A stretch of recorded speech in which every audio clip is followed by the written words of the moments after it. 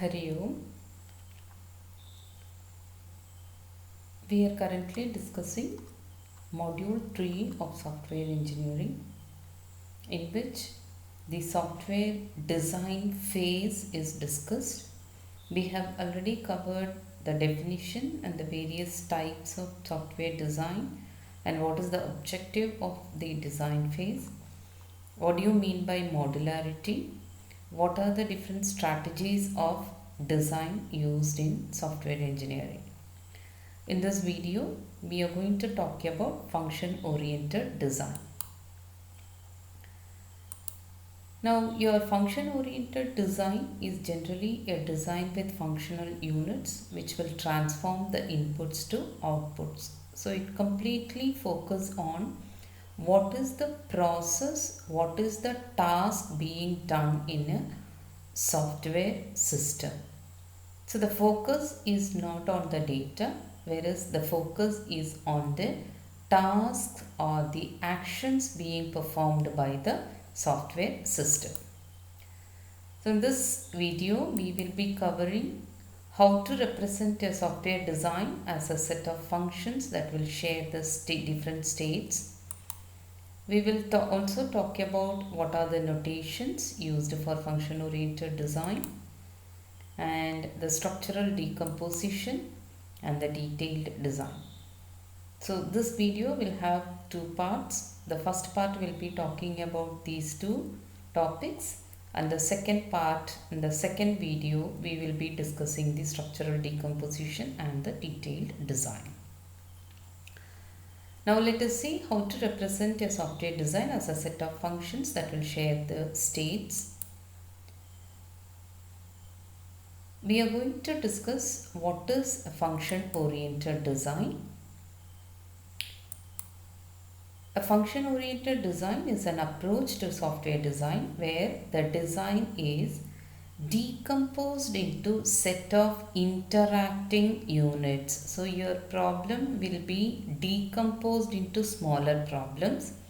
But when you consider the problem, the major problem will be considered based on the action being performed by that particular problem. So the solution will be focusing on the process being done or the procedure being done in that particular problem solution. So that procedure will be divided into set of smaller procedures which will be interacting with each other. Now when I am going to decompose them, each unit must be very clearly defined. Each unit must have its own function, and that function should be clearly defined function. This is very important when you go for a function oriented design approach. Now when you take the function oriented design, which will be decomposed into interacting units where the units are clearly defined functions, the system will be designed from a functional viewpoint. This is what I told you now. Your problem solution will be focusing on the functions or the actions or the procedures or the process or the task that is being done by the software system and not the data being manipulated. So the complete viewpoint will be based on the business functions or the process or the procedure that is being done in the software system. Now when you take a function oriented design, it is actually based on the concept that is provided by Nicholas Wirth. Please make a note of it. It is Nikalus, Nicholas Wirth, who has designed the Pascal language, and he has recommended the stepwise refinement. So he has seen the whole problem. The problem will be divided into smaller problems, and each smaller problem will be represented as a function. So that is what his recommendation. That is how right from the Pascal programming language we have function oriented concept. Now whenever you are using the function oriented design, Since we are going to decompose the major problem into smaller problems, obviously it comes under top-down design. So your top-down design will be used in the function-oriented design, and it will start from the high-level description. HL is high-level description. So the major problem will be defined there, high-level description, and this description will be refined where each part of high-level description will be refined. What do you mean by refining here? You are going to bring in more details for that particular description. So when you bring in more details in that particular description, obviously the details will be again segregated, or the details will be again grouped together to get smaller description or a small low level description. So that is how the function oriented design will be working. And here in this method, what you are going to do, since I am going to divide the major problem into smaller problems, you must have a very well defined functions at the end of a smaller problem. But when you are taking a business function, real time business function, it is not going to focus only on the functions, rather it will focus on the data also. So your function oriented design will work fine only for smaller problems and not for the larger and complex problems. So we always apply the FOD, or the function oriented design, only for smaller programs or smaller softwares and not for large and complex problems. This is just a function oriented view of design where you will have different functions represented like F1, F2, F3, F4, F5. These are smaller units of one particular problem, and you can see here all these functions are interacting with each other. So the functions will be passing parameters, and all these functions can have shared memories also. So all these three functions are sharing a particular part of the memory, and each function is interacting with another function where a control or a data will be passed between them. This kind of design is what you call as function oriented view of design.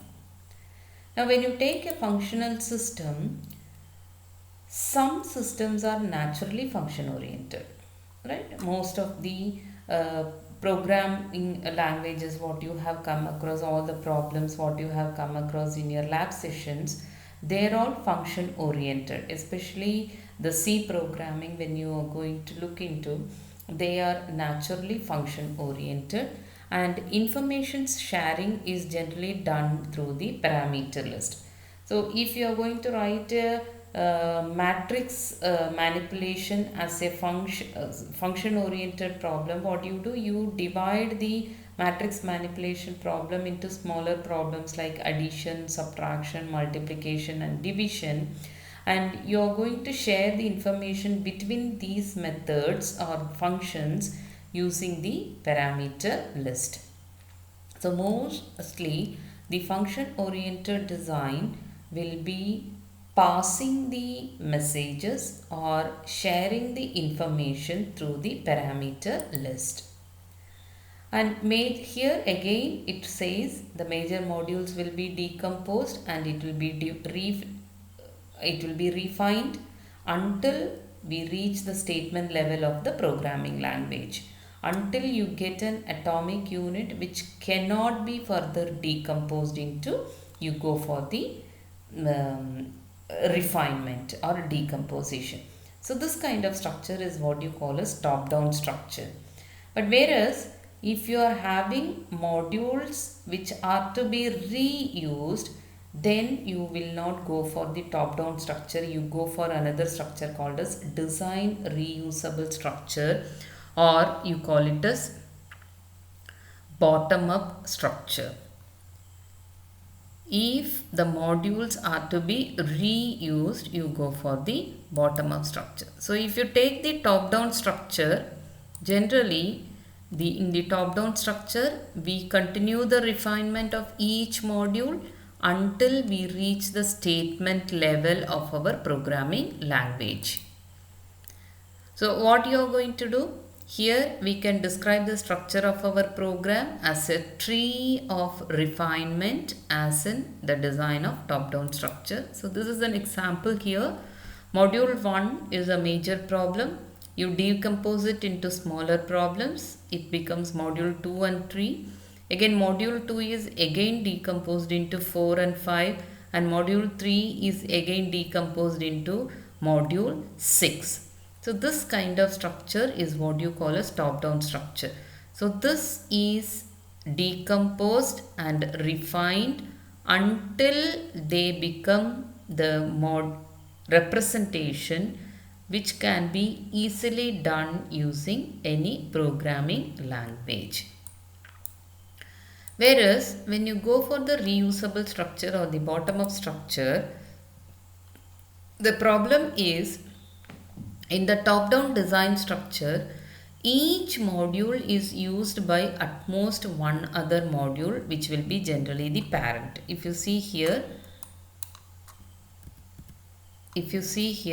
this module is used only by its parent, and this module is used only by its parent, and this module is used only by this parent. That is what it says. In the top-down design structure, each module is used by at most one other module. Which is that other module? Only its parent. But for a module, however, we may require several other modules as in design reusable structure.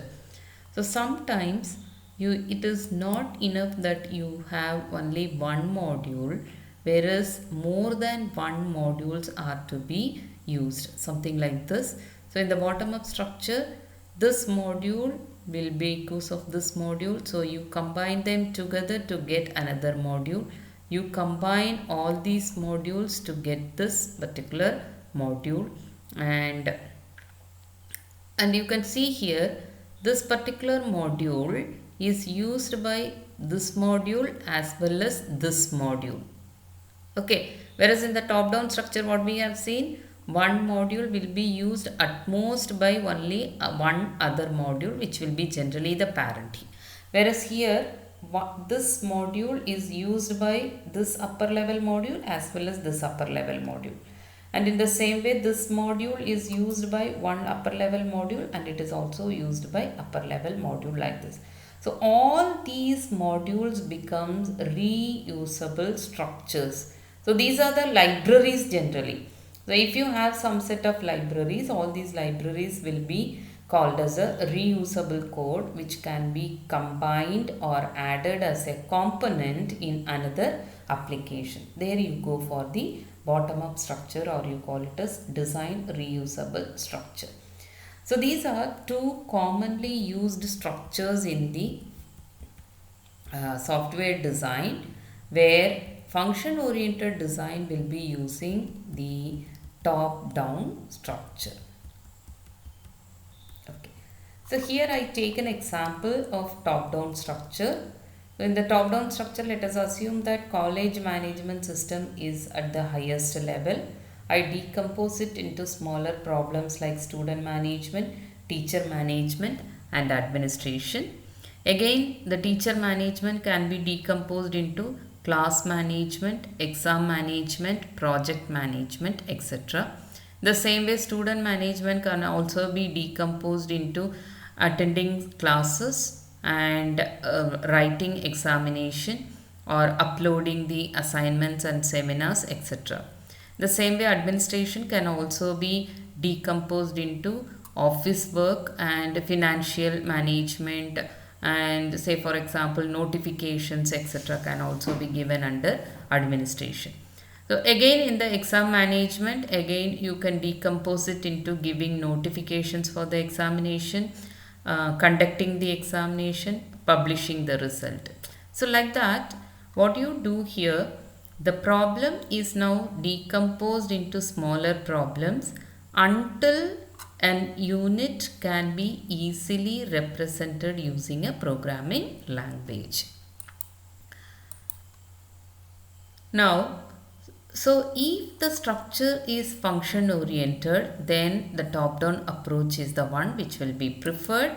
Whereas if the system is based on the data rather than actions. So here your function oriented design we have already seen. We are going to use only the focus will be completely on the functions that are being done in the system. Then you go for the function oriented design, where we follow the top-down approach. Whereas if the focus is on the data rather than the action, then reusable or bottom-up structure will be used. So what you do here, you create an object for a particular for a particular system.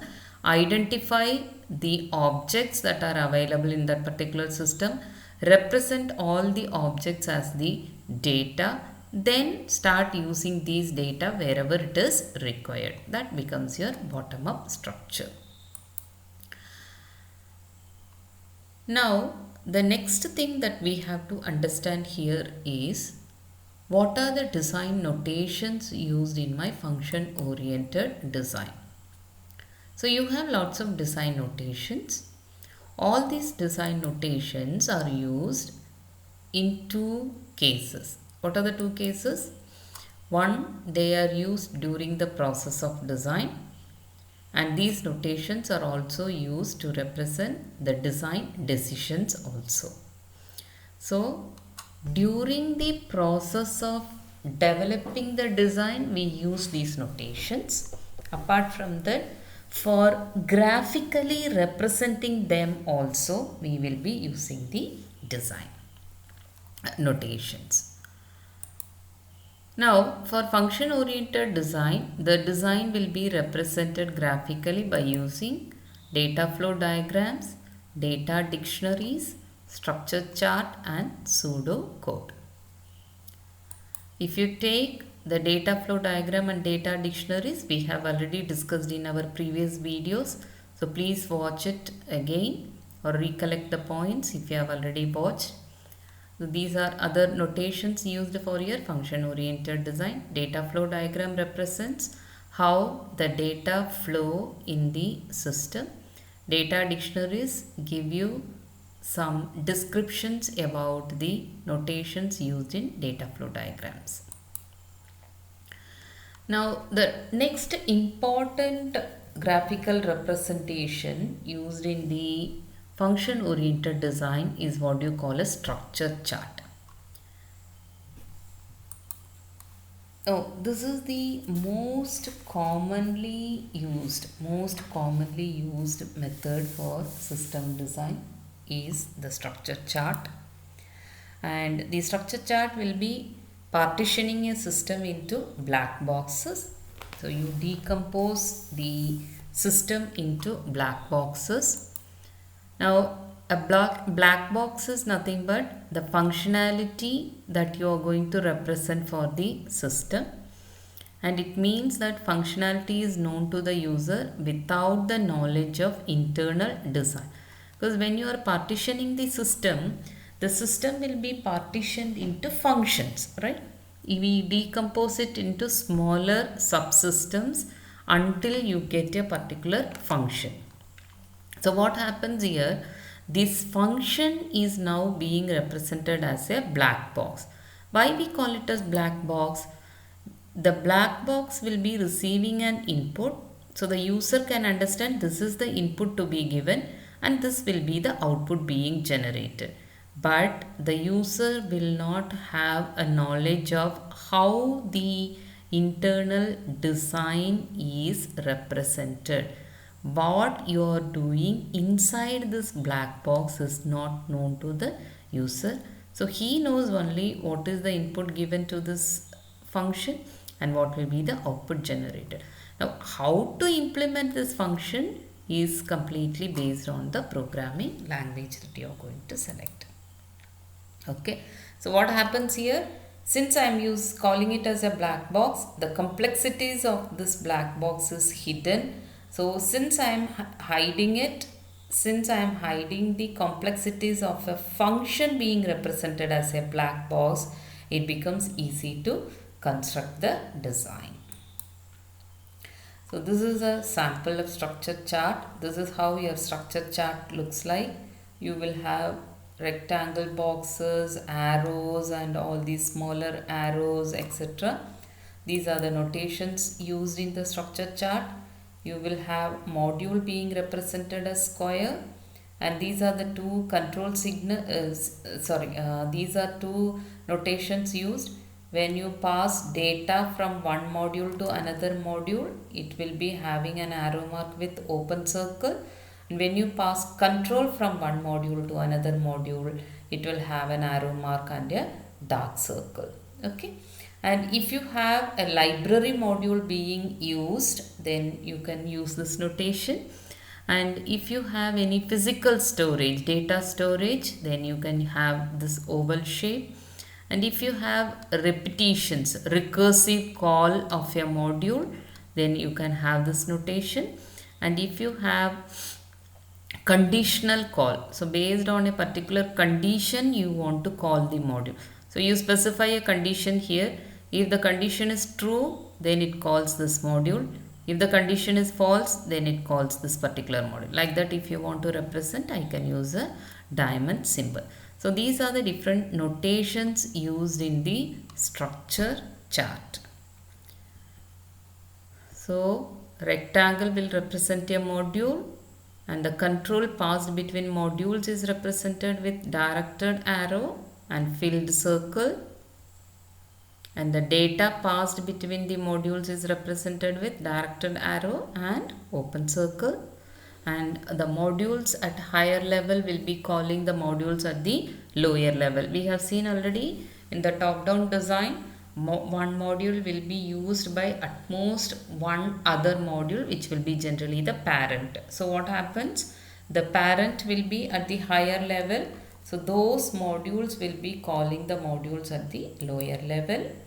And the components will be generally read from top to bottom, or it will be read from left to right and left to right. Modules will be numbered hierarchically in level 1, level 2, level 3, like that. You can go for numbering them. That is what we have seen here. Let me show the diagram. Okay. So it is numbered hierarchically, module 1, module 2, module 3, etc. Okay. So these are the design notations used for the structure chart. These are the notations used for the structure chart we have seen. And the modules at the higher level will be calling the modules at the lower level. This is one important point. And the components, the modules will be read from top to bottom or left to right, or sometimes top to bottom and left to right. And the modules will be numbered hierarchically. That also we have seen in the top down example. Module 1 decomposed into module 2 and 3, etc. Okay. Now this is one interesting example of the structure chart that is given in our prescribed textbook, Agarwal's textbook. So here, this is a structure chart for one particular task. What is the task? You want to update a file. This is one task you want to do. Now, if you want to update a file, what are the things you need? These are other modules. Your updating file is decomposed here as get valid transaction, get the master file, update the master file, and put a new master. Again, getting a valid transaction is again divided into two modules. What is the module? Get transactions and validate the transactions. And putting new master is again decomposed into formatting the master, writing the master, and ask if the user wants to continue. So this is one interesting example. Now let us see. If I want to update a file, it must first call getting a valid transaction. Then get valid transaction will be calling the module called as get transaction. So this get transaction is the lowest level module which can be easily constructed. Now this get transaction will be returning the transaction to this module, and this module will be again calling validate transaction. It will again call validate transaction. When it calls this, it is passing a data. What is the data it is passing? Transaction is the data it is passing. Why it is passing transaction? It needs to validate the transaction. So what happens? It transfers this particular data to this module. The module validates it and it returns a valid transaction to this particular module. Now this module is ready with the output now. Now this output will be given back to update module, which is the major module. A valid transaction is now given here. So once it gets the valid transaction, it has to get the master file. So it is getting the master file. Once the master file is received, you need to update the master file. If you want to update the master file, which is the master file, that information to be given, and what is the valid transaction to be updated, that is also given. Now when you update, you are going to get a new master file which will go back to update file. Now when you get a new master file, you have to put it in the new master file.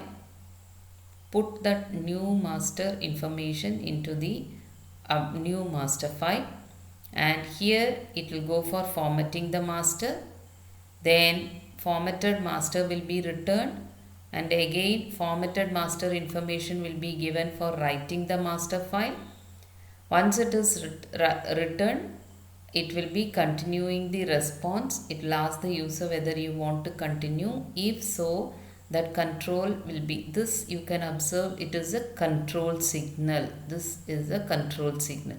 Whereas these are all data being passed. That open circle are all data. Whereas this is the only one control which is represented here in this diagram. So this control is again transferred to this module, and this module will be transferring the control here.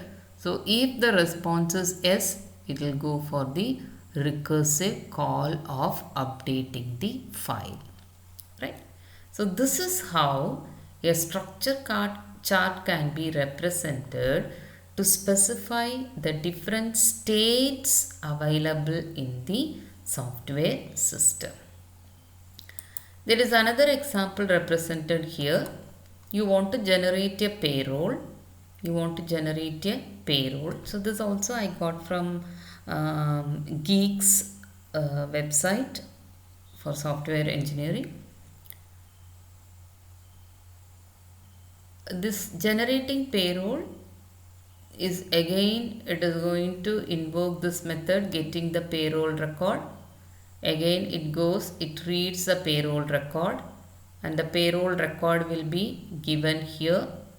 Payroll record will be given here as the data, or it will give you a control as end of file.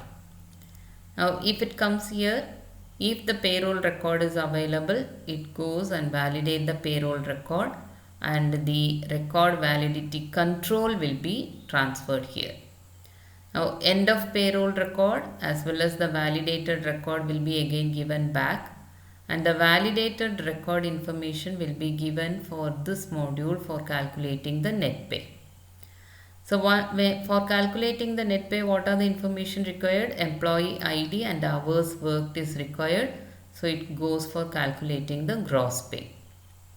Once the gross pay is calculated, that will be given back here. Then the gross pay and the employee ID will be given for calculate deductions. So if it wants to calculate the deductions from the pay, you need the gross pay as well as the tax status for calculating the tax. Then what is the tax amount will be returned here in the deduction. Then it will go for calculating the SS. So once the deductions all over, the total deductions will be given here for calculating the net pay. Then the employee ID, gross pay and the total deduction will be given as the input here, and the employee record will be updated. So once it is updated, the payroll check data will be returned as a control to generate the payroll. Then the check data will be given as the data, and it will go for printing the payroll. Then the check printed will be given back as the control. So this process can also be recursively called, or you call it as repeatedly done this particular task. Okay, so this is another simple example for how a structure chart can be used to represent function oriented design. Now the whatever structure chart we have seen earlier, both this particular structure chart as well as this particular structure chart, these kind of structure charts are called as transform centered structures, because they receive an input. They here each module will be receiving an input which will be transformed by a sequence of operations, and with each operation being carried out by one module. So that is what you see here, right? So you receive a payroll information. Until it gets printed, this particular module will be sending this particular data. Payroll record will be transferred from one module to another module in different ways, and it is finally getting printed here. So you receive one input, and this input will be transformed by a sequence of operations. Obviously this payroll record is transformed into different forms, or getting the transaction is transformed into different formats until it is written into the new master file. Okay, where when you are going to send it through sequence of operations, each operation will be carried out by one particular module. You can see here, reading payroll is done by one module, validating is done by another module, gross pay calculation is done by another module, deductions are calculated by another module. Like that, each operation will be carried out by one particular module. This kind of structure is called as transform centered structure chart. Whereas you have another kind of structure chart which is called as transaction centered structure chart. So this structure chart describes a system that processes a number of different types of transactions. Say for example, here in the diagram you have a main function, main module, and this is the module which is controlling the system operation. The main module controls the system operation and its function. Now what is the function of this main module? The main module will be invoking the input module to read a transaction. The main module will invoke the input module to get a transaction or to read a transaction. Then what it is going to do? It is going to check what is the type of that particular transaction. Based on the type, it will invoke either module 1 or module 2 or module 3, not all the three together. Whereas in the previous structure chart, all the modules are invoked to get the output. Here, the major module will decide which of the modules are to be invoked based on the input. Then if the transaction is of module 1, the module 1 will be processing and it will be outputting the result by calling the output module. So what happens now? Input module will be invoked. Any one of these three modules will be invoked. Then the output module will be invoked. It is not invoking all these three modules. So this kind of structure is what you call as transaction centered structure. Okay. So this is what we have to understand about the structure chart. Now let us discuss the pseudocode and the comparison between function oriented and object oriented design in the next video. Thank you.